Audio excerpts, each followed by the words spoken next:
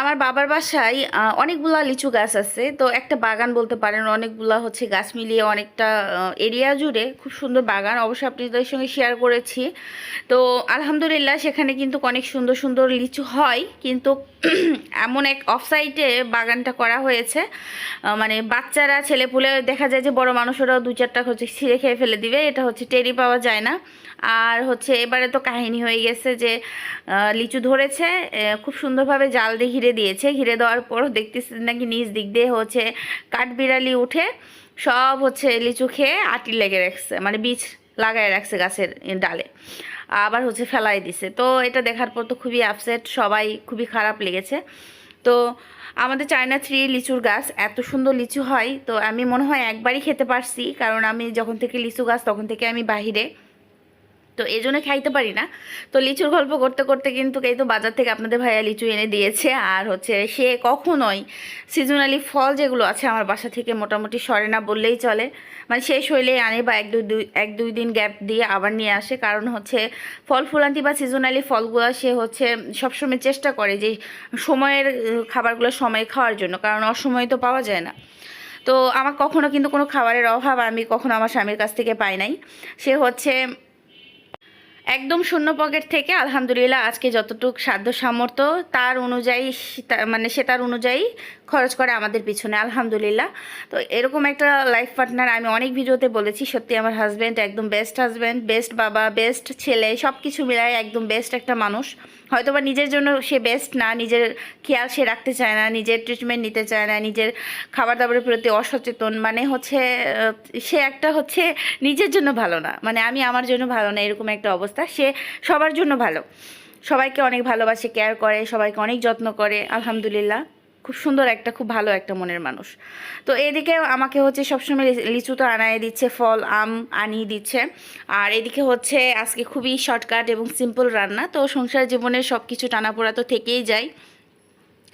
তো আজকে হচ্ছে ভাজি ভুজি খেতে, মানে অন্যান্য খাবার হচ্ছে বাসায় সেরকম নাই, তো ভাবলাম আজকে বাজার করার দরকার নেই, আজকে হচ্ছে শাক পাতা আছে, শাক ভাজি করব, আর কাঁকরুলটা আছে, কাঁকরুল ভাজি করব। তো হচ্ছে ডাল রান্না করতে চেয়েছিলাম, সে বলতেছে তোমার খুব কষ্ট হয়ে যাবে, দরকার নেই, আজকে প্রচণ্ড গরম পড়তেছে, আর কয়দিন ধরে তো বেশ ভালো গরম পড়তেছে। তো এই জন্য আর হচ্ছে খুবই সাধারণ রান্না করেছি, আর ডাল করি না। আর ডাল করলে দেখা যায় গলাটাও শুকে যায়। তো এই যে কাঁকরুল রেগুলারলি যেভাবে আমি ভাজি, আগে ঝাল লবণ হলুদ বাটা মশলা দিয়ে ভালোভাবে মাখিয়ে নিয়েছি। তো মাখিয়ে নেওয়ার পর তেলে আস্ত জিরা দিয়ে তারপরে হচ্ছে কাঁকরুলটা উল্টে পাল্টে ভাজতেছি, আর ভাজা হয়ে আসলে, আধা হওয়া হয়ে আসলে এখানে কাঁচামরিচ আর কাঁচা পেঁয়াজ দিয়ে দিয়েছি। তো এগুলো দিয়ে দেওয়ার পর কোনো কাজ নাই, কোনো পানি দেওয়ার প্রয়োজন নেই, জাস্ট উল্টে পাল্টে ভাজি করলে বেশ ভালো হয়ে যায়। তো আমার ভাবি, মানে একটা ভাবি, আমার ছেলে মাদ্রাসাতে পড়ে, ভাবি হচ্ছে আমার ভাজি রান্নাটা দেখে তার নাকি খুব ভালো লেগেছে, সে হচ্ছে রান্না করে খেয়েছে, বেশ মজাই লেগেছে, সে বলেছে আপনারাও ট্রাই করবেন, আপনাদেরও ভালো লাগবে আশা করি। তো এটা হচ্ছে আমার শাশুড়ির কাছ থেকে শেখা, এই রান্নাটা, এই রান্না মানে ম্যাক্সিমাম রান্নার সিস্টেমটা আমার শাশুড়ির কাছ থেকে শেখা, কারণ বিয়ের আগে কোনো মেয়েরাই কিন্তু বাবার বাড়িতে কাজ করে না। তো কিছুটা হচ্ছে শাশুড়ির কাছ থেকে নেওয়া, কিছুটা নিজের থেকে বুদ্ধি বের করে করা, বা কিছুটা হচ্ছে মানে আত্মীয় স্বজন পাড়া প্রতিবেশী, বা কিছুটা ইউটিউব থেকে শেখা আমার সব রান্না। তো আলহামদুলিল্লাহ এখন আমি সব রান্নায় মোটামুটি করতে পারি। আর এদিকে লাল শাকটা ভেজে নিয়েছি, রসুন থেতলা করে দিয়ে ভালোভাবে পেঁয়াজ কাঁচা মরিচ দিয়ে ভালোভাবে ভেজে নিয়েছি আর কি। তো এই যে কাঁকরুলটা দেখতে পাচ্ছেন, প্যানটা চেঞ্জ করে নিয়েছি, ফ্রাই প্যানে ভালোভাবে ভেজে নিচ্ছি, কারণ ভাজাটা ফ্রাই প্যানেই বেশি ভালো হয়। তো অনেকটা ছিল, এই জন্য ফ্রাই প্যানে হয় নাই। তো যখন কমে এসেছে তখন হচ্ছে ফ্রাই প্যানে দিয়ে ভালোভাবে লাল লাল করে ভেজে নিয়েছি। আর শাক ভাজা তো নর্মালি অনেকবার আমি আপনাদের সঙ্গে শেয়ার করেছি, এখন আমার ছেলেকে খাইয়ে দিব। আজকে খুবই শর্টকাট ও সিম্পল রান্না, সংসার জীবনে সবসময় মাছ মাংস খেলেই হয় না, সব কিছু দিয়েই সংসার একটা করতে হয় একটা মেয়েকে। তো সব কিছুই আপনাদের সঙ্গে শেয়ার করি হিসেবে আজকে এইটাও শেয়ার করে ফেললাম। আর আজকে এই যে লাল শাক দিয়ে আর অল্প একটু কুমড়ো, মানে সরি ওই যে কাঁকরুল ভাজিতে আমার ছেলেকে খাওয়াই দিব। তো তাকে তো সবসময় খাওয়াই দিতে হয়, সে নিজে হাতে খায় না বললেই চলে।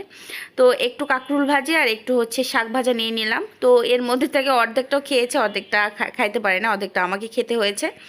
তো যাই হোক, আজকের ভিডিও এবং কথাগুলো আপনাদের কাছে কেমন লেগেছে অবশ্যই কমেন্টে জানাবেন, ভালো লাগলে লাইক কমেন্ট শেয়ার দেওয়ার পাশে থাকবেন। দেখা হচ্ছে নেক্সট ভিডিওতে, ততক্ষণ পর্যন্ত ভালো থাকুন, সুস্থ থাকুন, আল্লাহ হাফেজ।